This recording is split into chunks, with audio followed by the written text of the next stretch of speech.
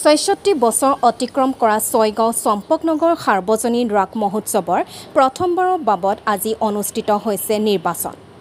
নিৰ্বাচন পৰিচালনাৰ বাবে মদন চৌধুৰী খগেন নাথ আৰু তাৰিণী চৰণ কলিতাক নিৰ্বাচনী বিষয়া হিচাপে লৈ গঠন কৰি দিয়া নিৰ্বাচনী সমিতিয়ে এই নিৰ্বাচন পৰিচালনা কৰিছে। এই নিৰ্বাচনৰ জৰিয়তে আগন্তুক দুবছৰীয়া কাৰ্যকালৰ বাবে ৬৭ সংখ্যক আৰু ৬৮ সংখ্যক ৰাস মহোৎসৱ পৰিচালনা সমিতিখন নিৰ্বাচন কৰিব। ৰাস মহোৎসৱৰ প্ৰায় ৫ শতাধিক ভোটৰ আছে যদিও সদস্য পদ নৱীকৰণ কৰা ৩১০ গৰাকী ভোটাৰেহে ভোট দিব পাৰিব। ছয়গাঁৱৰ পৰা লোহিত চন্দ্ৰ খালৈৰ প্ৰতিবেদন অল আছাম নিউজ 30। এই ছয়গাঁও চম্পকনগৰ সাৰ্বজনীন ৰাস মহোৎসৱৰ এই প্ৰথম নিৰ্বাচন, প্ৰথম সংবিধান আমি প্ৰস্তুত কৰিছিলোঁ আৰু সেইমতে আমাৰ সদস্য ভৰ্তি হৈছে আৰু সেই সদস্যসকলৰ মাজত এই আমাৰ এইটো নিৰ্বাচন অনুষ্ঠিত হৈছে। ভোটাৰ আছিলে ৫০০, কিন্তু কিছুমান ডিফল্টাৰ হৈ আছে। ৩১০জন ভোটাৰ আছে এতিয়া বৰ্তমান।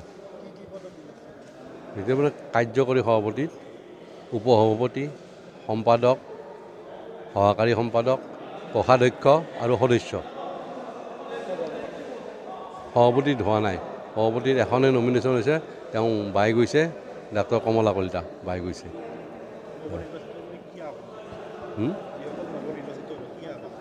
তেওঁলোকতো আমি আমাৰ হৰি মন্দিৰ মেইন মুখ্য উদ্দেশ্য আমাৰ হৰি মন্দিৰ।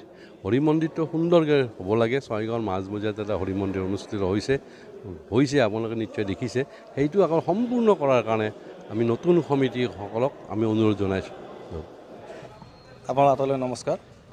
আচলতে কথাটো এনেকুৱা, 2018 চনতেই আমাৰ ৰাজহুৱাভাৱে এটা সিদ্ধান্ত হৈছিল যে ৰাস মহোৎসৱখন চৰকাৰৰ নিয়মমতে ৰেজিষ্ট্ৰেশ্যন হ'ব লাগে। সেইমতে ৰেজিষ্ট্ৰেশ্যন কৰি সংবিধান এখন তাত প্ৰেৰণ কৰা হৈছিলে।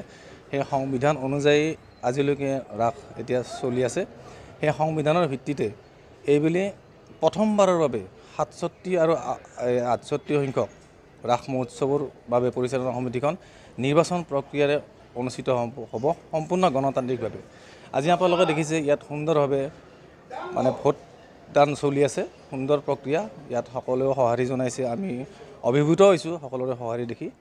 আৰু এইবুলি এই যিটো আমি প্ৰথমবাৰৰ বাবে নিৰ্বাচন অনুষ্ঠিত কৰিছোঁ, ইয়াত আচলতে আমাৰ যিসকল ইয়াত প্ৰাৰ্থিত্ব আগবঢ়াইছে সকলোৱে আগ্ৰহী।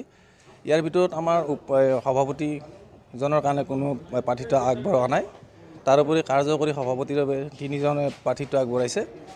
তাৰোপৰি উপসভাপতিৰ বাবে ৪জনে আৰু সম্পাদকৰ বাবে ৪জন আৰু সহ সম্পাদকৰ বাবে ৪জন, সদস্যৰ বাবে ২৬জন, কোষাধ্যক্ষ 2জন।